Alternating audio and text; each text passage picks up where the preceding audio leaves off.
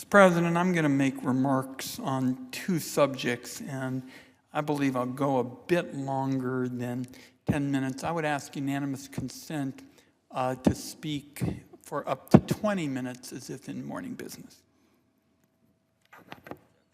Without objection. Thank you very much, Mr. Chairman. Mr. Chairman, I'm going to talk first about the devastating fires that are pounding my state, and then I'm going to talk about the new legislation introduced earlier today by our colleagues, Senator Graham, Senator Cassidy, and Senator Heller. With respect to the fires, I spent much of last weekend essentially going from one base camp to another, visiting 6 counties to get updates at fire camps and emergency operation centers. In these travels, I saw major fires burning in Oregon from our northern border with Washington State to our southern border with California. 2 of these fires are so large they cover more than one county, so I believe it was important to visit both their eastern and their western fronts. Doing so in each case took almost 2 hours of driving from just one side of the fire to the other. Of the 1.5 million acres burning in the West last weekend, almost 500,000 were burning in my home state alone. Now there are 17 fires burning in Oregon. Thousands of Oregonians have been evacuated this summer, and thousands more are facing the prospect of evacuation. Thousands of firefighters from Oregon and all over this country have been putting themselves in harm's way to help Oregon battle these infernos. From the Columbia River Gorge on the Washington border to Oregon's southwest corner, hundreds of miles away on the California border, I just felt it was an enormous honor just to be able to say thank you to the thousands of hardworking men and women who are battling these life-threatening blazes.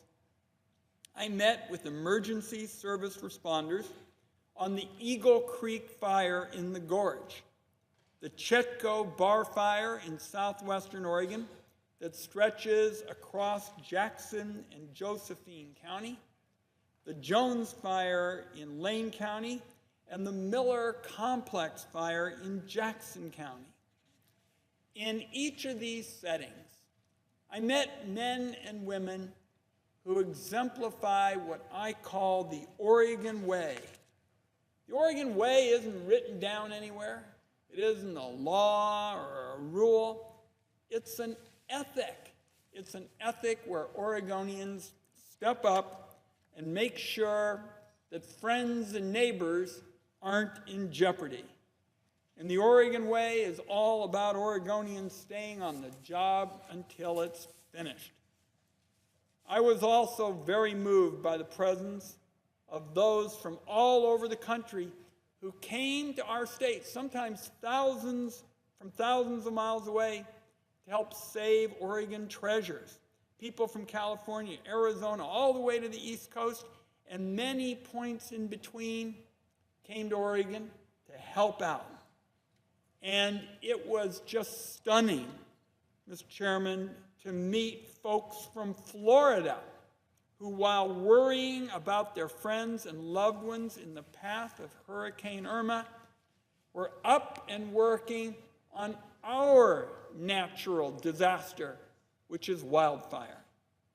To get this job done right for generations to come, you have to recognize the inescapable proposition that these fires are getting hotter, they're getting bigger, and they're getting much more dangerous to fight. In one example, I heard how the Eagle Creek fire raced 13 miles in 15 hours, and it burned with such ferociousness and in high winds that it jumped the Columbia River, jumped the river, to start a fire on the Washington side of the gorge. For those who may not be familiar with normal fire behavior, I want to just take a minute and say how serious that is. Usually a river, and certainly a river as large as the Columbia, acts as a natural fire break. But Mr. President, these fires we're seeing today are not normal fires. These are not your grandfather's fires. These are gargantuan, dangerous fires.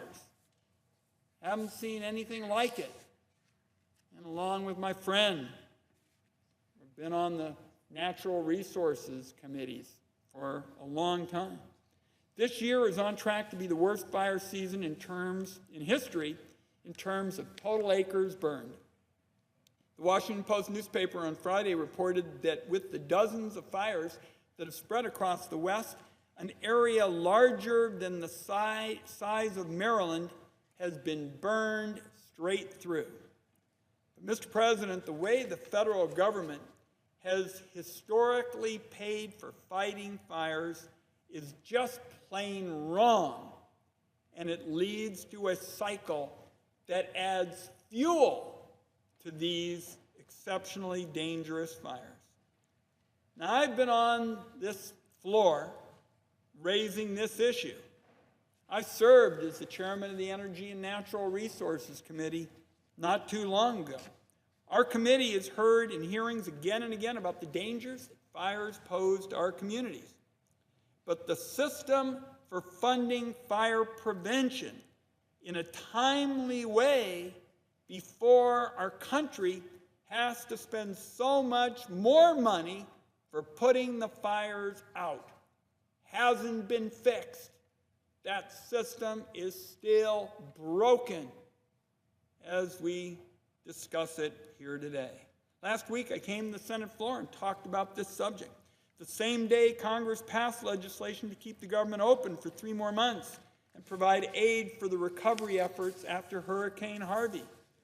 Thankfully, that legislation also included funding to ensure the Forest Service can refill the funds the agency is being forced to borrow from fire prevention accounts to fight the fires now. But that funding, certainly necessary now, doesn't fix the long-term problem. The Congress must make sure the Forest Service has the resources it needs to treat the forests before they burn. Help deal with this issue before the forests burn, because that will make them more flame resistant and stronger in terms of the capacity to deal particularly with the heat and lightning strikes and fuel buildup. So let me lay out the steps the Congress needs to take in the coming days. First, the Congress needs to lock in disaster funding to get these communities that have been devastated by wildfires back on their feet. They are facing destroyed homes and businesses. Recreational areas that are the lifeblood of a lot of Western communities have been destroyed. They've lost timber revenue, and the cleanup and restoration effort is going to be tough and costly. So that is step 1 on the to-do list. Step 2 is fixing the broken, disaster-fueling budget system known in the West as fire borrowing. As the government spends more on fighting fire, it has stolen in the past funds that are supposed to go to fire prevention. So the money isn't there to thin out the dead and dying material from our forests. And all it takes is one spark to start an inferno. The problem is only going to get bigger year after year as climate change roasts the landscapes across the West and wreaks havoc across the nation. This has gone on for years. It's leading to bigger, more threatening fires, and it is critical that this Congress put a stop to it. Other parts of our nation have faced horrible natural disasters in the last several weeks, with hurricanes battering Texas, Florida, and much of the South.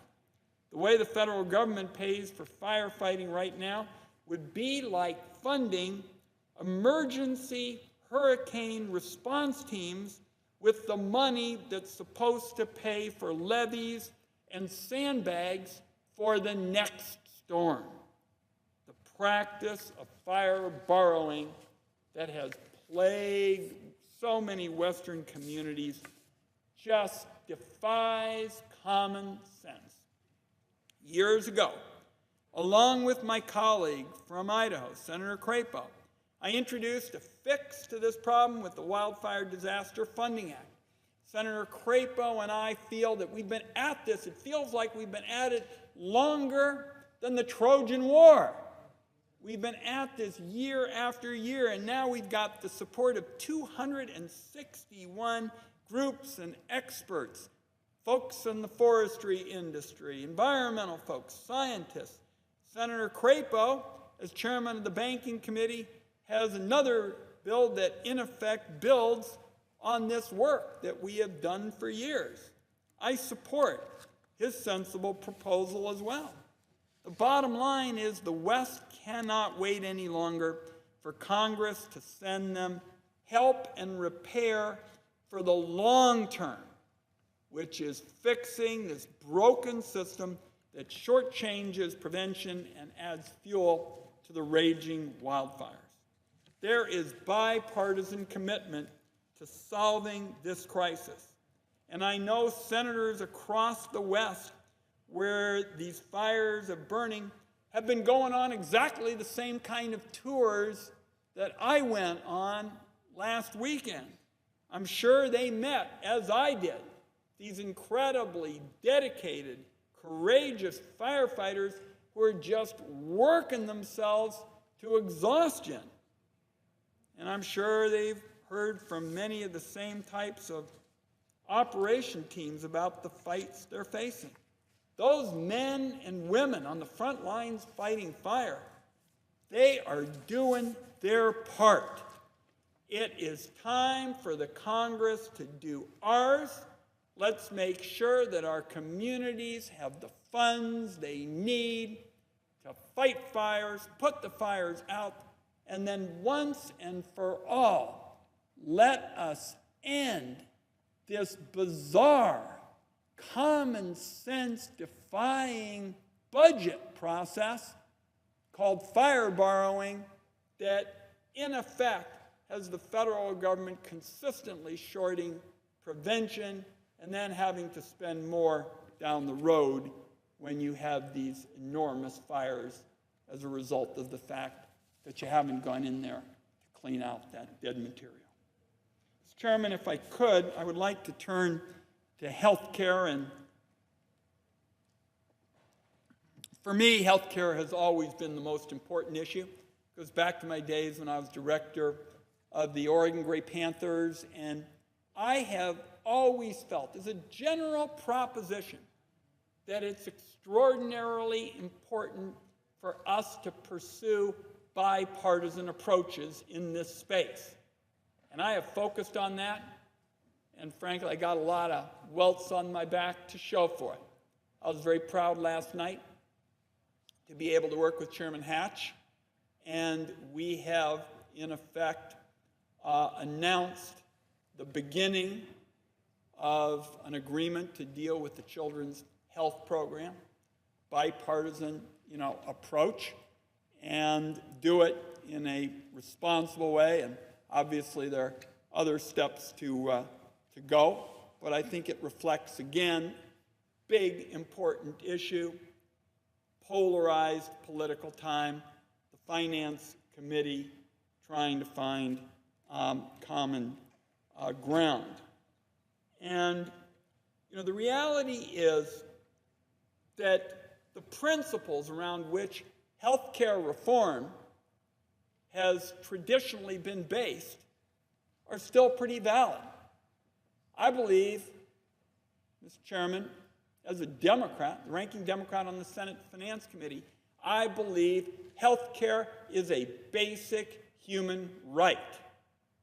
I also believe Our colleagues on the other side of the aisle have valid points as well about having a role for the private sector in the delivery of health care. So I have long used those kind of bedrock kind of principles to guide me with respect to health care, and that's why I wanted to come to the floor today to talk about what was just announced by Republican senators only, to make one last attempt to roll back Americans' health care before they lose the opportunity to take advantage of the special rules that would allow partisan-only approaches, and they expire at the end of the month. And as I said, my focus, as was the case last night with Chairman Hatch, and we are far from done here, was to find common ground with respect to a critical program for children. Earlier today, our colleagues, Senators Graham and Cassidy and Heller, introduced a partisan bill that, in my view, might be the most harmful version of Trump care yet. So I wanted to come this evening to take a few minutes to explain why this type of legislation is still a bad deal for American families. What this legislation does, authored by the 3 Republican senators, is give a super block grant blank check to the states so they can do whatever they want to Americans' health care. Based on everything else I've seen this year, that's going to mean an awful lot of pain for vulnerable people, and an open door to the worst abuses of insurance companies that have been relegated to the history books since the Affordable Care Act was passed. My view is this is probably the largest health care devolution in history. Just pretty much send it to the states and saying, have at it. Now, first of all, the bill ends Medicaid as Americans know it today. This year's debate over health care made one matter clear. Medicaid matters. It pays for the health care of America's most vulnerable and serves as a safety net for people who might not think they'll need it. It covers nursing home care for older Americans who spend down their hard-earned savings. It pays for addiction treatment services for those who are struggling with opioids, as millions of Americans do today. It helps Americans with disabilities live healthy, productive lives in their communities rather than institutions. And that is just the tip of the iceberg of the good work Medicaid does for those from Portland, Oregon to Portland, Maine. But under the legislation I'm discussing, Graham, Cassidy, Heller, that's gone. The plan ends expanded Medicaid coverage that 11 million Americans count on today. It puts a cap on Medicaid and offers hundreds of billions less in support from the federal government. It's essentially telling states good luck and asking them to make all the hard decisions about which Americans get adequate health care and which people will go without. History tells us that the most vulnerable Americans without a voice or a powerful lobby are inevitably going to be the ones worse off. There's one more step that this bill takes that is different from previous versions of Trump care and similar proposals. Rather than reducing the tax credits that help Americans get health, similar to earlier Republican approaches, this bill just gets rid of them completely. That means asking states to use their federal health block grant to cover Medicaid, nursing home care, care for those with disabilities, addiction treatment, tax credits for health care, and more, and all from the same pot of money. That, to me, is a recipe for a health care disaster. This proposal also, again, opens up loopholes for the big insurance companies to undermine key consumer protections. Those that bar discrimination against those who have pre-existing conditions and set essential benefits that all Americans are entitled to receive. Mr. President, I thought we were done with those days. The days when, in effect, health care worked for the healthy and the wealthy. You know, we had discrimination against those with pre-existing, conditions. And so basically, unless you were healthy, and you didn't have a pre-existing condition, or you were wealthy and you could pay for the costs of your health care costs, you were really in deep trouble. But as far as I can tell, this new proposal undermines those key consumer protections that bar discrimination against those who have pre-existing conditions and take us back. I would ask unanimous consent, Mr. President, to proceed for up to 10 more minutes. Is there objection? Without objection. Thank you for your courtesy, Mr. President and colleagues. It was clear during the Trump care debate that unraveling the consumer protections Americans count on today causes the whole system to come apart at the expense of those who need health care the most. And I've heard the authors of this bill argue that the states will be able to keep the Affordable Care Act or do it their own way. But this bill asks each state to do a whole lot more with a whole lot less. That doesn't sound like a prescription for state innovation. It sounds like more of the same failed partisan approach the public witnessed earlier this year. Now, I know a bit about state innovation and have enjoyed talking with the distinguished president of the Senate about it. I wrote the provision currently in law that says states have a chance to do better, not worse. And what the states have been most interested in up till now is something called reinsurance, and the states that have been making headway in terms of getting the green light from the federal government have used the existing law that I wrote. But the idea of letting states do worse, that is a different story, and it sure looks to me like we'd be seeing benefits cut and insurance plans being worth little more than the paper they're written on. On top of that, Americans in red states shouldn't be subjected to worse health care than those in blue states simply on the basis of their zip code.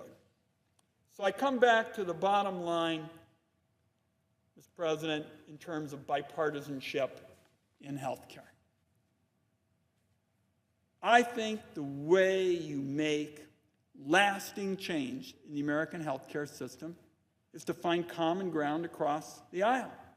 I talked about some of the key principles behind it. I mentioned the fact that Chairman Hatch and I came together last night on a general framework for the children's health insurance bill. Now, I haven't been approached by colleagues about this legislation, so I can only assume that that means that it's going to be pushed forward through the deeply partisan process known as reconciliation. That didn't end well previously, and I'm sure going to fight with everything I have to block partisan reconciliation tactics in the days ahead.